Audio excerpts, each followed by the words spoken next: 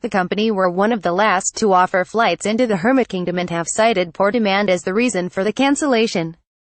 It follows a request by Donald Trump to squeeze Kim Jong-un's regime with growing sanctions after the refusal to relinquish its nuclear weapons and missile programs.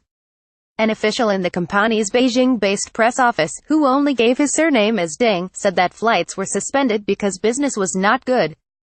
GETTYDonald Trump has called on other nations to tighten sanctions on North Korea. He declined to comment on when flights might resume.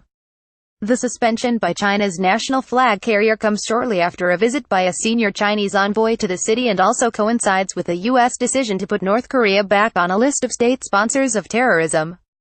Air China flights to Pyongyang, which have traditionally operated on Monday, Wednesday and Friday, began in 2008, but have frequently been cancelled because of unspecified problems, state media has said.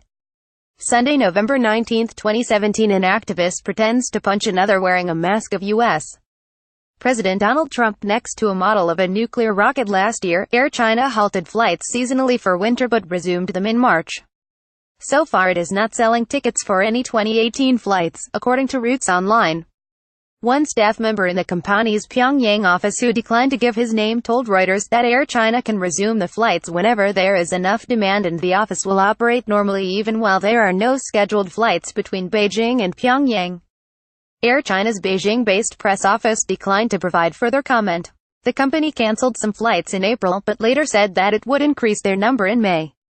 The United States has urged China to do more to press North Korea to stop what the United States sees as belligerent defiance of UN resolutions. China's foreign ministry on Tuesday said that it hoped all parties could contribute to resolving the issue on the Korean Peninsula PC. Friday, November 10, 2017. Keep clear. North Korean embassy officials are cautious about security. It also said that it was not aware of the Air China situation, adding that airlines made their decisions based on market needs.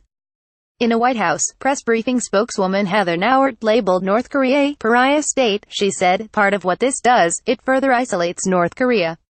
North Korea is certainly a pariah state." Getty. Air China claimed a lack of interest is the reason for the suspension. "We wish that weren't the case.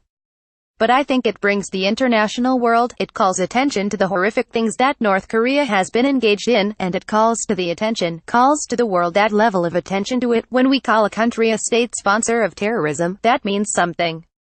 That means something. People will notice, and we believe that that's just another part of the overall campaign. Now, the reason it was done was because of activities on the part of the North Korean government, and assassinations.